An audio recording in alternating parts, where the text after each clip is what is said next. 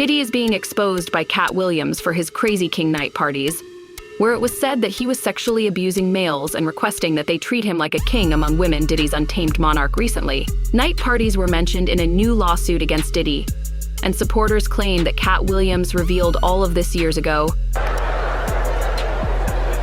Motherfuckers be gay in Hollywood, you never fucking expect it. They be having these big ass mansion parties, and the mansion party, the whole mansion is a party, and then it's a separate party in the little rooms. I ain't been famous that goddamn long. I'm excited in a motherfucker to be at the mansion party. You be looking at all the goddamn rooms, and you fuck around and look in the wrong room and shit.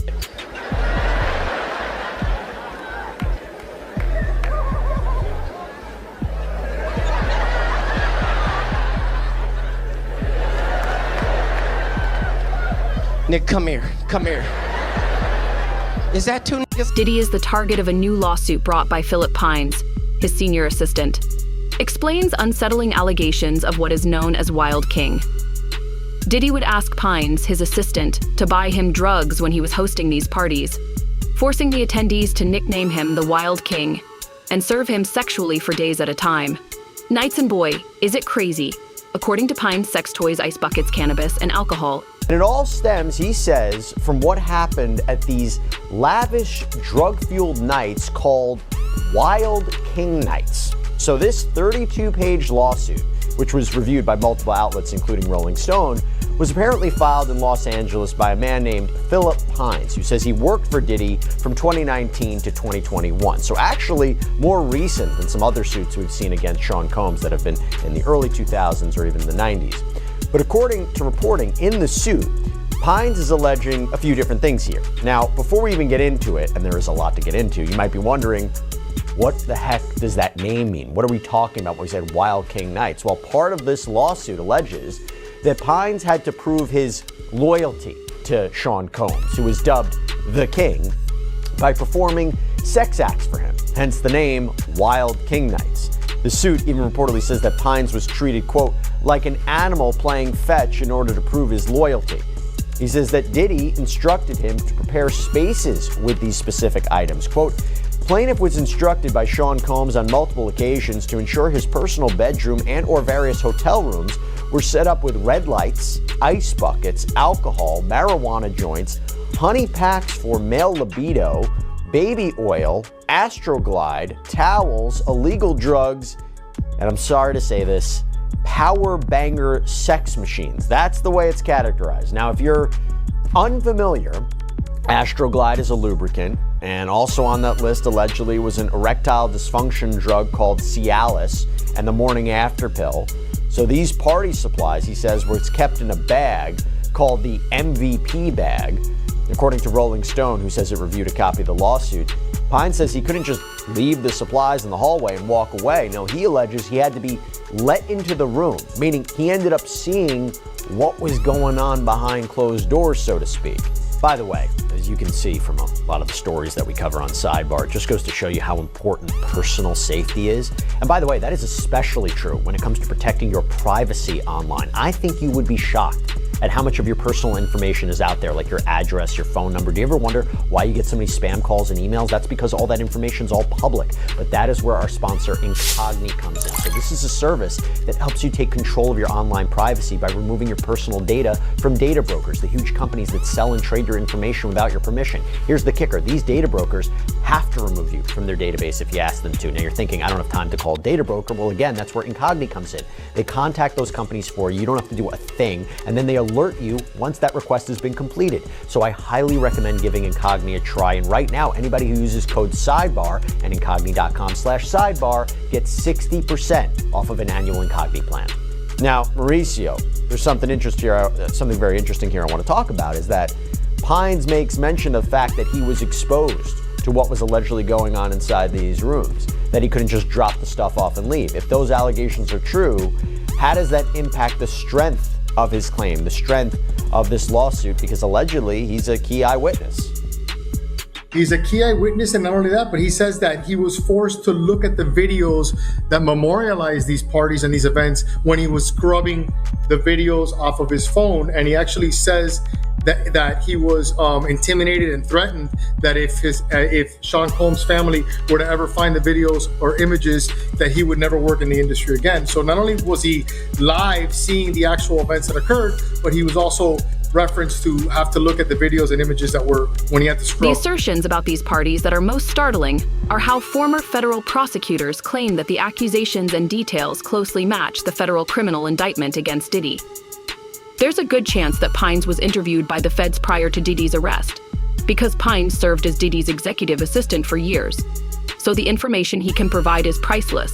What the allegations are that are laid out by prosecutors when they describe the freak-offs in their indictment, right? These sex-fueled parties, these drug-fueled parties, the baby oil, the Astroglide. And it makes me wonder, A, do you think Mr. Pines is a cooperating witness for the government? B, if so, do you think he was one of the people that they originally spoke to when they were coming up with this, when they were drafting the indictment and coming up with the charges? Or do you think he's come out after? Because again, I think the timing of the lawsuit's important too, at the end of the year, right now. Talk to me about what you think his role might be. If I had to guess, I would figure that the feds already talked to him, just because I know from my experience dealing with them how all-encompassing their investigations are. And if he really was his executive assistant from the time frame that they allege in the lawsuit, I can't see a scenario where they wouldn't. I mean, they investigate regular cases to the point that that I'm shocked when I see it as a criminal defense attorney with regular people. When you're talking about a high-profile celebrity case like this, I can't fathom that no one spoke to this individual prior to this. So I would think that they did speak to him, and I can't imagine that he's not a witness, because the way that they work is they want everybody that can corroborate their theory of the case to be on their witness list or to be somebody that they could call. And I can't think that if he actually was his assistant for this time frame, he would be an excellent witness for them. And because the government says, it was a racketeering conspiracy, it was a criminal enterprise. He had associates of his who would set up these events and also clean up these events, which, by the way, let me get back to this lawsuit. Because Pines says his role didn't just stop at preparing this. He also says he had to clean up these rooms afterwards. And the cleanup is not any less disturbing. According to the lawsuit, plaintiff would remove any evidence of drugs, condoms, sex toys, remove bodily stains like blood, urine, and fluids from any sheets, furniture, and pack away all the items used during Wild King nights. And all of this cleanup, he says, was also part of a cover-up, so that no one would suspect anything was going on. And that alleged cover-up also included leaving very large tips for the housekeeping staff to essentially prevent them from reporting anything. And going even further into the duties of his supposed cleanup, this also extended, as we were talking about, to wiping Diddy's personal devices of any evidence. According to the lawsuit reviewed by Rolling Stone, plaintiff was further instructed to scrub Sean Combs' personal devices, including but not limited to personal phones, laptops, tablets, of any compromising videos. And by the way, unfortunately in doing so, he says he was once again unwillingly exposed to the alleged conduct that was occurring. In order to accomplish this unreasonable task, plaintiff would have to again unwillingly see the video. Katt Williams has frequently discussed how he turned down $50 million $4 times, and that he admires Dave Chappelle for not taking that money too. The predators in the music and film industries entice powerful individuals and celebrities with seemingly enormous sums of money for nothing. The catch is that if you accept, you eventually become their slave. Comedian Dave Chappelle left tens of millions of dollars on the table when he walked away from his popular Comedy Central show. A lot of people wondered what the hell was he thinking, and that's a quote. Chappelle says he had, he was thinking. or whether he was thinking. A lot of people ask that question. Chappelle says he had a crisis of conscience and stood up for his integrity as an artist. He explained to us how stepping out of the spotlight helped him avoid getting caught in a trap. It's so much bigger than money, though, Dave. It's so much bigger than money. Oh, no, it was bigger than money. But you know what? I watched one of these nature shows one time, and they were talking about how a bushman finds water when it's scarce. And they do what's called a salt trap. I didn't know this. Apparently, baboons love salt. Okay. So they put a lump of salt in a hole, and they wait for the baboon. The baboon comes, sticks his hand in the hole, grabs the salt makes his hand bigger, and he's trapped. He can't get his hand out. Now, if he's smart, all he does is let go of the salt. Baboon doesn't want to let go of the salt. Then the bushman just comes, takes the baboon, throws him in the cage, and gives him all the salt he wants. And then the baboon gets thirsty, the bushman lets him out the cage. The first place the baboon runs to is water, bushman follows him, and they both drink to their fill. And in that analogy, I felt like the baboon. But I was smart enough to let go of the salt. Diddy is hungry for control and allegedly wanted victims to call him the Wild Night King during his freak-off parties. For Diddy, sexual abuse wasn't about sexual attraction, but instead dominating the other person. Diddy liked to humiliate others and, in the victim's own words, make him his bitch. He would drug victims and whip them while they were conscious but couldn't fight back. He liked to see them helpless. So why did you believe in these cases, and why didn't you believe in others that you were presented with? Well, the thing with a abuser, a sexual abuser, is they follow a pattern. They fall to type, and you become very clear on what that pattern is, particularly a serial sexual abuser. And these cases were all identical in the facts, identical in the story. It was beginning, middle, conclusion. They know each other? Boom. None of them knew each other. Did you have them meet? No. Did you have them coordinate stories? No. Do you think they had any contact with each other before they came to you? Absolutely not. And when you were talking to them, well, first, the ones that you didn't take, why not? Stories didn't make sense. Stories didn't fit the pattern. Stories were not credible. I mean, this is my 30th year as a lawyer. I've tried over 100 cases. I can assess whether somebody's story is credible. And if I don't believe it, I'm not going to put my name on a pleading, sign it, and file it in court. I'm not doing that. And that's what I did with the 60-plus cases that I rejected. And this is not really your area of expertise. If people will look you up, celebrity lawsuits is not really where you make your bones. Why this? Well, I was involved in the Weinstein litigation. Right. I was involved in the Paducah litigation. I was involved in the Hayden litigation. Why did I do this? I do this because it's important. I think it's important for people to be heard, have their chance to get the power back. Because sexual abuse, sexual assault is about one thing: taking power, humiliating, demeaning a person and a victim. It has nothing to do with sex. And so I think it's important. I think it's important to get the word out. I think it's important for men to feel, hey, look, I can come out and be heard just like a woman could. And the defense that, look, they knew what they were getting into. These are regrets. They went there, they partied, and now they see a pocket. No, I don't think so. My client Were they gay men? One was bisexual, the other ones were not. And they were going there. The client was bisexual, worked for Diddy. Diddy owed him money for doing errands for him and being his step and fetch, for lack of a better word. And I think it was a power move. It was a clear power move because this guy had the nerve to come to him and say, you owe me money. And so Diddy said, come on to the Intercontinental Hotel. He gives him the drug, knocks him out, sodomizes him. And I won't use the term that my client used, but he said he tried to turn me into his B word.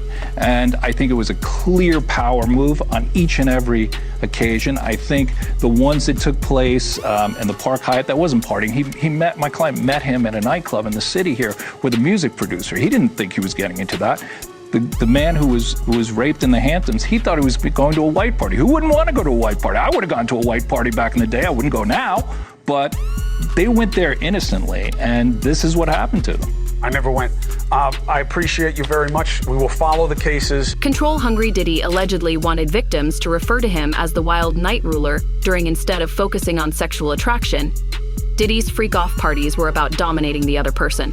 He enjoyed making people feel inferior, and, in the victim's own words, making him his __. When the victims were conscious but unable to defend themselves, he would drug them because he enjoyed seeing their helplessness. Tony Busby, the lawyer bringing the case against Diddy, says that Jay-Z's legal team is engaging in illegal behavior.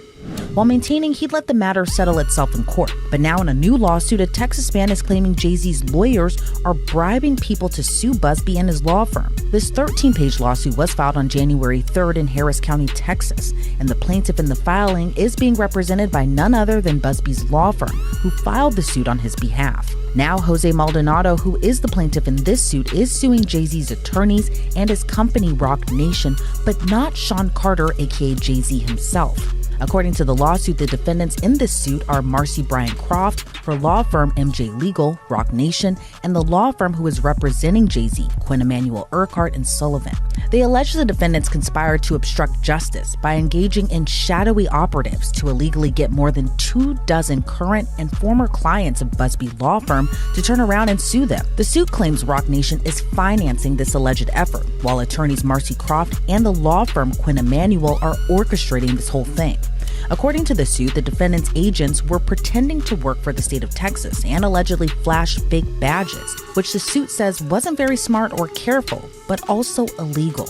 The suit states the defendants' agents offered as much as $10 grand to a former client to sue the Busby law firm, but the so-called agents were allegedly caught on audio tape red-handed.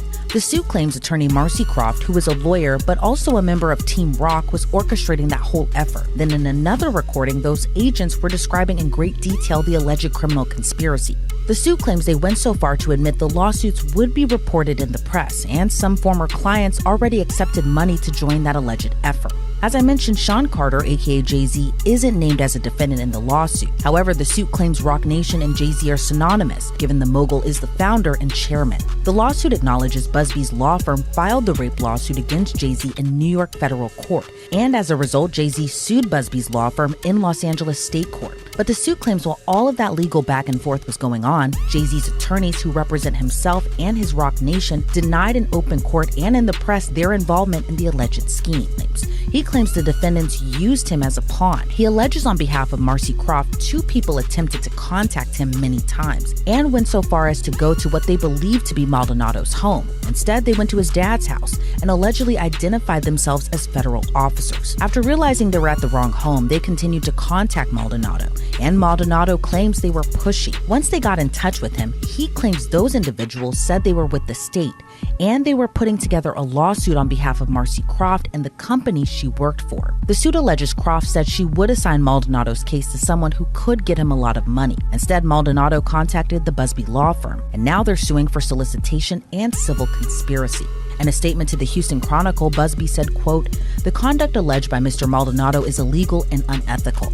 We know investigators have gone all over the United States illegally contacting our former clients to try to entice them with money to sue our firm. According to Mr. Maldonado, we now know who is behind this effort. We won't be intimidated nor deterred in our important work. I expect more lawsuits will follow as we continue to hear former clients report this egregious conduct," end quote. But Marcy Croft fired back against the allegations, saying the lawsuit reeks of desperation. She also told the Houston Chronicle, quote, "For over 25 years, I've dedicated my career to exposing and dismantling networks of fraud and manipulation. I didn't ask to be a part of this fight, but now that he's dragged me into it, he should know that I'm not someone who backs down. Mr. Busby should be worried. Truth and justice are on my side, and I have every intention of holding him accountable." Now, Diddy's own legal team has verified that 8 fake videos have released to Homeland Security and the FBI following his subpoena to appear as a witness in a federal trial. Diddy's ex-wife Kim Porter's close friend Courtney Burgess is accused of providing the FBI with these tapes. According to Courtney's attorney, Ariel Mitchell-Kidd, Courtney will soon go before a grand jury, and there is a lot more proof against Diddy than first appears. Is your client fearful if Diddy does get out? As you know, I represent other clients, actual victims who have sued Mr. Combs, Diddy, in civil court, and all of them are very apprehensive about their safety if he were to be granted bond. I am confident in the court. I am sure that the court will remain with their previous decision of no bond. I feel like the judge only gave this, let me think about it, just to not make it as obvious. But I have all the confidence in the world and the federal court in the state of New York that they will remain keeping Diddy under no bond, and that all of the victims in this case will be able to proceed sooner rather than later. Yeah, and you mentioned, I mean, you don't just represent this man, you represent other alleged victims too and people involved. Have there been any threats made against any of your clients? There have been threats from people on the internet, but not from, at least what we don't know, from Diddy to be directly. So my clients have, Mr. Burgess has received several death threats. my client, Mrs. Parham, has been receiving threats, but we don't know if they're just regular people from the internet or if they're actually people who were sent by Diddy. Do you have any idea where the threats are coming from? I mean, have you done any investigation? Well, most of the investigation leads us to a lot of burner accounts on Instagram, and we're trying to now sift through possibly working with law enforcement to try to get subpoenas to determine the IP addresses of where those threats were emanating. So, okay, interesting. We know that the cease and desist letter has now come. Has there been any other pressure of any kind that you or your clients have felt to stop talking? In general, I feel that the gag order, when we talk about that, Mark Agnifilio wrote about me specifically, and also all of the other plaintiffs in the civil lawsuits to try to have all of us gagged. There's pressure every day that us continuing to talk about this is putting not only our lives in jeopardy, but could be potentially used against us in a gag order. There are other people besides Diddy who will wind up in prison. Jay-Z and J-Lo will follow him closely. In his recent lawsuit, victim Cardello Smith named J-Lo as a willing participant with Diddy and named her as a material witness in an upcoming trial. Smith alleges that Diddy sexually assaulted him in 1997 at a party at a Holiday Inn in Detroit where he was working as a barman. He also claims that Diddy recorded the alleged sexual assault, and that J-Lo was granted access to the video. Following the revelation that his legal staff had engaged in bribery and harassment, Jay-Z is also in deep water. Members of his legal team showed fictitious FBI badges and provided victims with $10,000 in return for their testimony. The lawyer Tony Busby, making the accusation against Diddy, claims that Jay-Z's legal staff is acting illegally. Going back to Cardello Smith's filing, his notice says that Jennifer Lynn Lopez, aka J-Lo, aka Jenny from the Block, quote, will be called as a material witness and expert to Sean Combs' viewing, possession, and distribution of his sexual assault upon the plaintiff in 1997, and the orders of defendant Sean Combs forcing Jennifer Lopez to remain silent about the videotaped sexual assault of plaintiff by defendant. Plaintiff states that the material witness Jennifer Lynn Lopez, also known as J-Lo and Jenny from the Block, was engaged in a relationship with the defendant Sean Combs during 1999 and 2001, and that the sexual assault of the plaintiff was recorded, distributed, and held by the defendant at his New York residence and recording studio. And during the relationship with Jennifer Lopez, she was made privy to this video that was taken by Sean Combs and his employee Kirk Burrows. She, J-Lo, has known this video existed and was in existence and took no action to make it known to anyone in law enforcement, and that she was even questioned by New York Police Detective Derek Palmer about this matter, and that the report will show that her answers to this tape was and still remains a resounding yes to its existence. And again, Cardello Smith writes that he wants to call Officer Derek Palmer as a witness because he says Palmer is the one who questioned Lopez and believes that he will have testimony that could help his case. As I mentioned, Diddy's legal team has called for this entire case to be thrown out. Cardello Smith has filed a massive response to that request that totaled more than 200 pages. Probably half of it was just straight up copies of case law that seems to support his arguments, word for word. It's something out of like a legal textbook. There's so much to slog through, but I kind of want to give you some of the highlights. So first, in addition to the claims of rape and a cover-up, Cardello Smith also claims and alleges that Combs was violent towards his loved ones. At times, Cardello Smith addresses alleged threats against his family. Other times, he says Combs actually caused serious injuries to his brother. His response reads, defendant used threats of murder to force the plaintiff to not bring the case to any court of law enforcement until the homes of the defendant were raided by Homeland Security, that the plaintiff knew it was a safe time to bring the case, and that is why we are here at this juncture. And Cardello Smith argued that fear for his own safety and the safety of his family is one of the main reasons that he waited so long to report the alleged rape, and says that that reason alone should override any issue with the statute of limitations, that these claims might otherwise be time barred.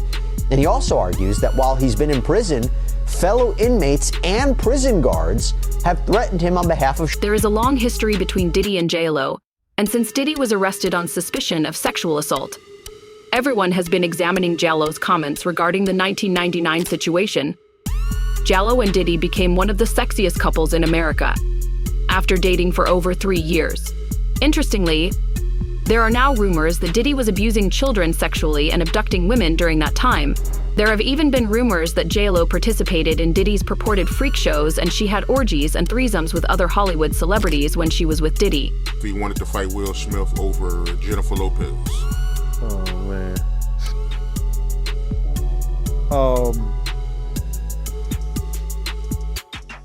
We were at a birthday party that I think either Matt Damon was giving for Ben Affleck.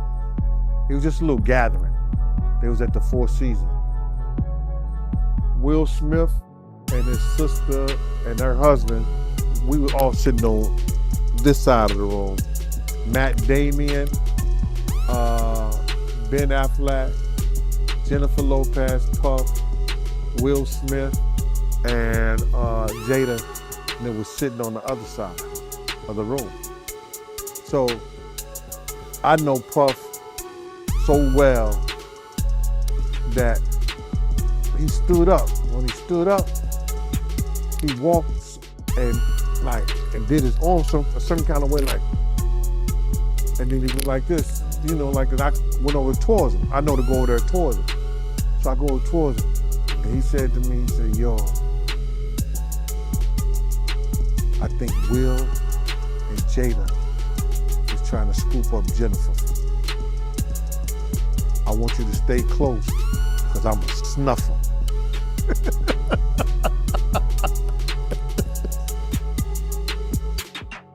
I said to myself, Will Smith gonna beat the shit out you.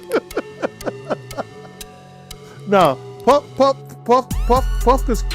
the scrap now, but I don't think he could beat Will Smith. You know what I'm saying? Well, he can scrap. You know what I'm saying? So then he said that shit. So I didn't go back over there where Will Smith's sister and her husband was. I stayed like in the, like, about, if he snuffed Will, I could move slow enough that Will could probably get 2 or 3 punches back in. Yeah, but